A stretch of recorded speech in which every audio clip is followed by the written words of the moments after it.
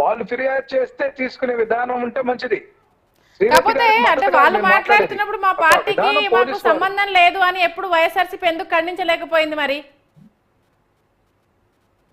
ఇప్పుడు వాళ్ళు కంప్లీట్ గా జగన్ కి సపోర్ట్ గానే కదా. మీరు అన్నట్టు బోరగడ్డ అని శ్రీరెడ్డి పార్టీ పర్సన్స్ కాదనుకుందాము, బట్ జగన్మోహన్ రెడ్డి గారి పార్టీ సభ్యత్వం లేదు. ఈ రోజు కూడా వాళ్ళకు ఉండేటటువంటి ఆ యొక్క పార్టీల మీద, ఆ యొక్క ప్రభుత్వాల మీద వాళ్ళకు ఉన్నటువంటి అభిప్రాయాలు వాళ్ళు తెలియజేశారు. అది వైఎస్ఆర్సీపీకి మద్దతుగానే మనం ఎట్లా అంటాం? అంటే మద్దతు ఉండి చైర్మన్లుగా ఉన్న వాళ్ళు, పార్టీ సభ్యత్వం ఉన్న వాళ్ళు చేసిన దాని గురించి ఒకటి మేడం, 94 కేసులు 94 మంది మీద అఘాయిత్యాలు జరిగితే మహిళల మీద ఈ రోజు ప్రభుత్వ చర్యల్లో మృగ్యం, ప్రభుత్వం చర్యలు తీసుకోవడంలో విఫలమైందని చెప్పి సాక్షాత్ ఉప ముఖ్యమంత్రి మాట్లాడినటువంటి సంభాషణ మనం చూసాం. మరి అటువైపు ప్రజెంట్ జరుగుతున్నటువంటి అఘాయిత్యాల మీద నిఘా గాని చర్యలు గాని తీసుకోకపోగా కేవలం వైఎస్ఆర్ కాంగ్రెస్ పార్టీకి సంబంధించి, లేదంటే ఈ కూటమి ప్రభుత్వం తెలుగుదేశం పార్టీకి సంబంధించి ఎవరైతే వ్యతిరేకంగా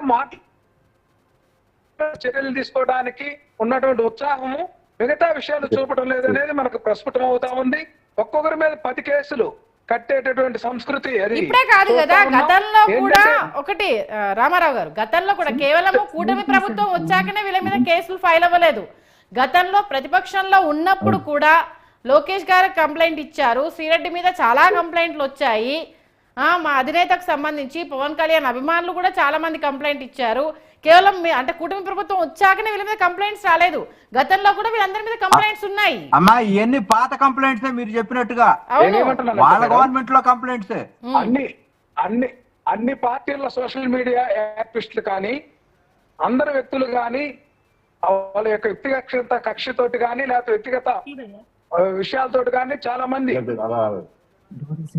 కొంతమంది అయితే ఫేక్ ఐడీలు క్రియేట్ చేసి కూడా సోషల్ మీడియాలో వైఎస్ఆర్ కాంగ్రెస్ పార్టీ సంబంధించిన సోషల్ మీడియా యాక్టివిస్టుల పేర్లతోటి తెలుగుదేశం పార్టీ క్రియేట్ చేసినటువంటి సొంత చెల్లెలే చెప్తుంది కదా రామారావు గారు. అంటే మీరు సమర్థిస్తున్నారా లేకపోతే వెనుకుడి నడిపిస్తున్నారా అనే దాని మీద మీరు స్పష్టత ఇవ్వట్లేదు. దాంతో పాటు సొంత చెల్లెలే మా అన్నయ్య దగ్గరుండి ఇదంతా చేపిస్తున్నారు, అసలు అరెస్ట్ చేయాల్సింది పెద్ద తలకాయనే కదా అంటూ స్టేట్మెంట్ ఇచ్చారు కదా. మరి దీని గురించి ఏమంటారు?